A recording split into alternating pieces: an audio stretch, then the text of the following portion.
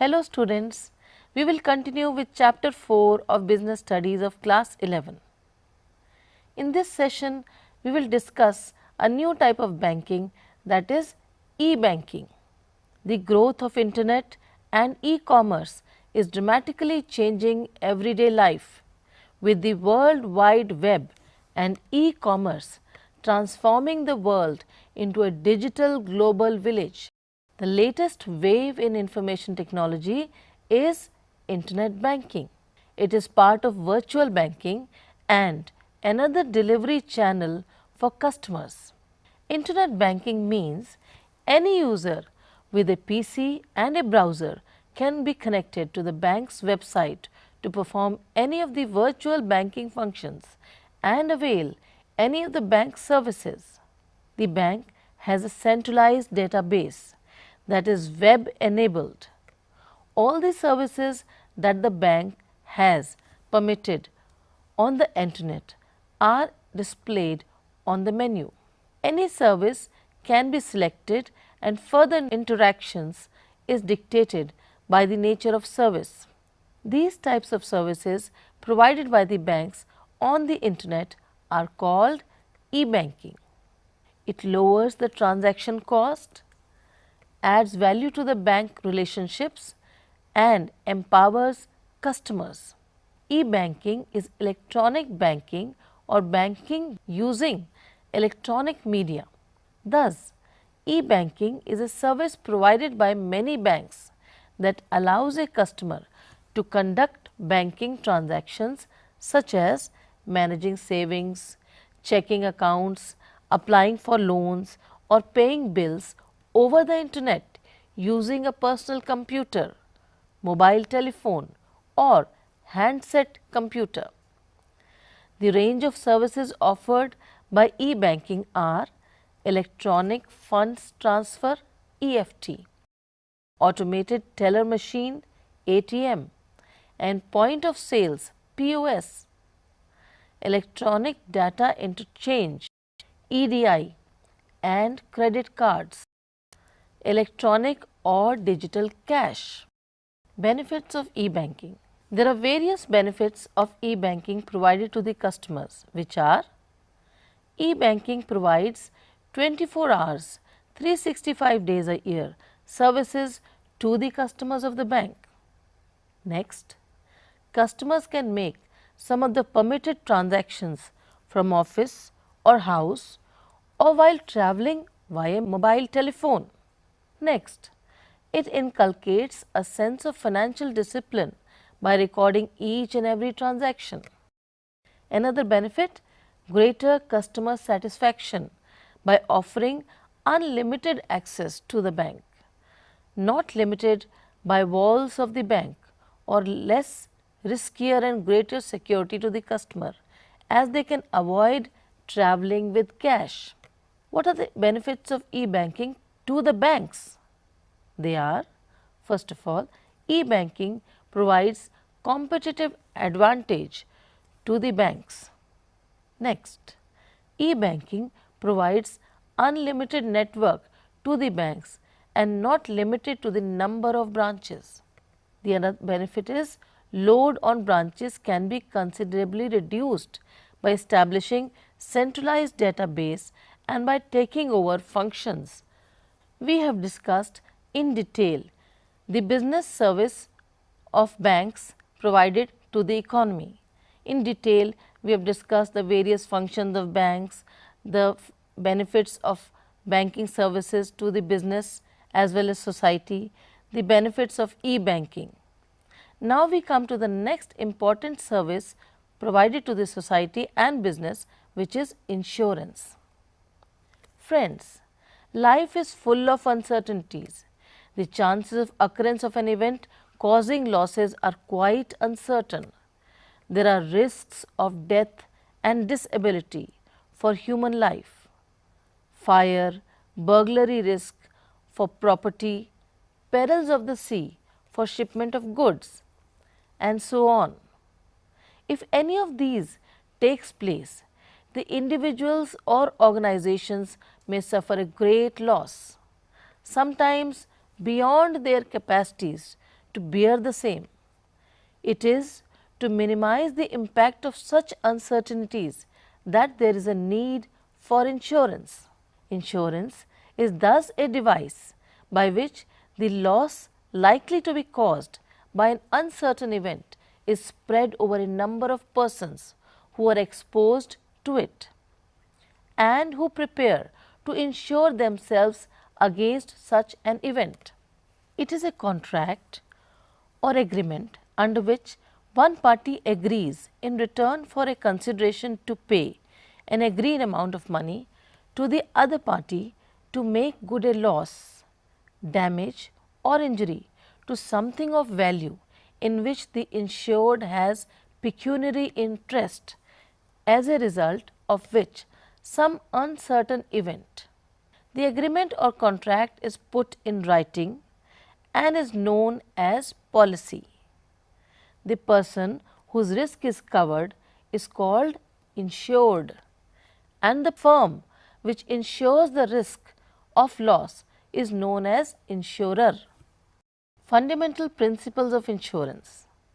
The basic principle of insurance is that an individual or a business concern chooses to spend a definitely known sum in place of huge amount of loss in an indefinite future loss.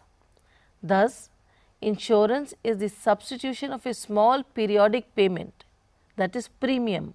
The risk of loss still remains, but the loss is spread over a large number of policy holders exposed to the same risk. The premium paid by them are pooled, out of which the loss sustained by any policy holder is compensated. Thus, risks are shared with others. From the analysis of past events, the insurer, that is an insurance company or an underwriter, knows the probable losses caused by each type of risk covered by insurance. Now we come to the functions of insurance, which are providing certainty. Insurance provides on payment for the risk of loss. There are uncertainties of happenings of time and amount of loss. Insurance removes these uncertainties and the assured receives payment of loss. The insurer charges premium for providing certainty. Next benefit is protection. The second main function of insurance is to provide protection from probable chances of loss. Insurance cannot stop the happening of a risk or event, but it can compensate for losses arising out of it. The other advantage is risk sharing. On the happening of a risk event, the loss is shared by all the persons exposed to it. The share is obtained from every insured member by way of premiums. Another advantage is assist in capital formation. The accumulated funds of the insurer received by way of premium payments made by the insured are invested in various income generating schemes. Principles of insurance. The principles of insurance are the rules of action or conduct adopted by the stakeholders involved in the insurance business. They are utmost good faith. A contract of insurance is a contract of abreme fide, that is, a contract found on utmost good faith. Both the insurer and the insured should display good faith towards each other in regard to the contract. It is the duty of the insured to voluntarily make full, accurate disclosure of all facts material to the risk being proposed, and the insurer to clear all the terms and conditions in the insurance contract. Failure to make disclosure of material facts by the insurance makes the contract of insurance voidable at the discretion of the insurer. Insurable interest. The insured must have an insurable interest in the subject matter of insurance. Insurable interest means some pecuniary interest in the subject matter of the insurance contract. The insured must have an interest in the preservation of the thing or life insured, so that he or she will suffer financially on the happening of the event against which he or she is insured. In case of insurance of property, insurable interest of the insured in the subject matter of the insurance must exist at the time of happening of the event. Next principle is indemnity. All the insurance contracts of fire or marine insurance are contracts of indemnity. According to it, the insurer undertakes to put the insured in the event of loss in the same position that he occupied immediately before the happening of the event insured against. In other words, the insurer undertakes to compensate the insured for the loss caused to him or her due to the damage or destruction of property insured. The compensation payable and the loss suffered are to be measured in terms of money. The principle of indemnity is not applicable to life insurance. The next principle is proximate cause. According to this principle, an insurance policy is designed to provide compensation only for such losses as are caused by the perils which are stated in the policy. When the loss is the result of two or more causes, the proximate cause means the direct and the most dominant and most effective cause of which the loss is the natural consequence. Next important principle of insurance is subrogation. It refers to the right of the settlement of a claim as far as the right of insured in respect of recovery from an alternative source is involved. After the insured is compensated for the loss or the damage to the property insured by him or her, the right of the property of ownership of such property passes on to the insurer, that is the insurance company. This is because the insured should not be allowed to make any profit by selling the damaged property or in the case of lost property being recovered. Next principle of insurance is contribution.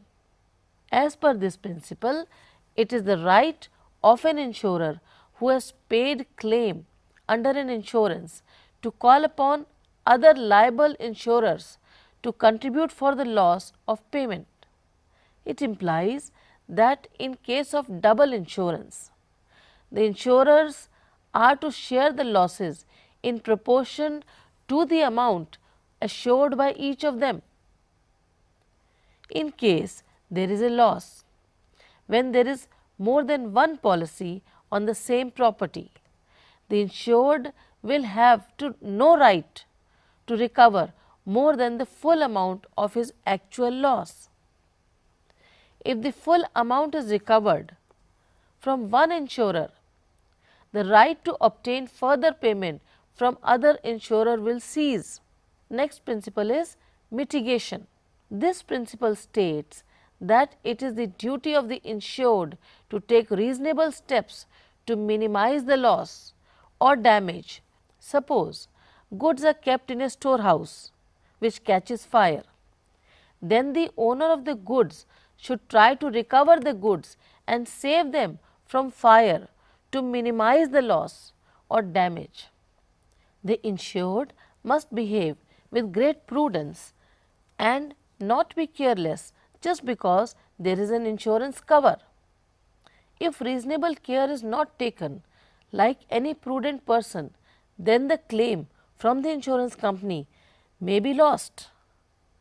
Now let us test our understanding of the concept of insurance. First question: in case of life insurance, insurable interest must exist at the time of taking the policy, death, C.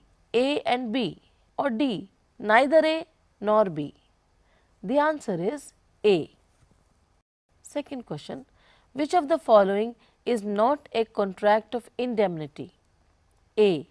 Life insurance, B. Fire insurance, C. Marine insurance, or D. All of the above? The answer is of course A. So in this session, we have discussed the meaning and benefits of e-banking in today's scenario. Thereafter, we studied reasons for insurance in business, its advantages. Then we discussed in detail the various principles of insurance, the different terms and conditions for insured and insurance company. Now, in the next session, we will study about the important business services necessary for survival of business in today's complicated business world. Thank you.